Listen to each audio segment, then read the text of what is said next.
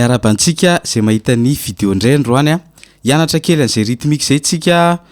mozika avy any atsimo de ianarantsika kely amin'ity vidéo ity zay tsy lava fa ary ohatra amin'ny farany ny vidéo atsika de azadino manisy réaction sy manao partage de nizao vao manomboka zao lasa aritsika le fomba fikapoka anazy atao amin'ny main droite de hoe 1 2 3 4 5 1 2 3 4 5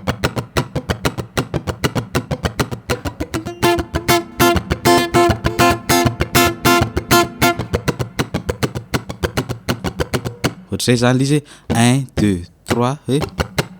1 2 1 2 midina 1 2 de ny 3 miakatra zany hoe de ny 4 5 midina de miakatra zany hoe 1 2 3 4 5 de ohatray ataontsika hoe fa ty izy zao ré mi de fa ataontsika fa ny tonalité fa si bémol de do zany hoe fa zany premier degré de si bémol quatrième degré de ny do cinquième degré ataontsika 3 accords fotsiny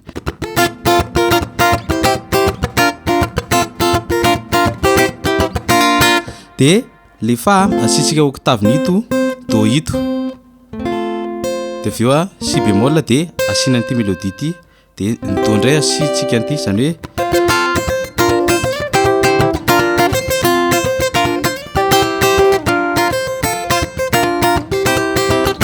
de rehefa mikotrana anazy ianao le tsotra fotsiny aloha atao voaloha hoe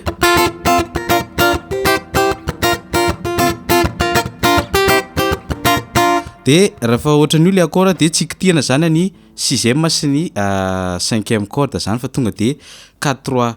2 1 any no kitihanao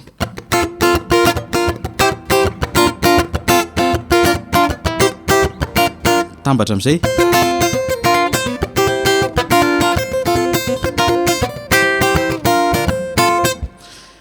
zay vidéo atsika raha manana fanontaniana anao de mametra fanontaniana amin'ny commentaire ho anareo zay maniry hianatra na amin'ny cours en ligne na hividy vidéo azadino ny miresaka avy hatrany ao amin'ny MP veloma daholo de ara hatrany ny pejy misaotra tompoko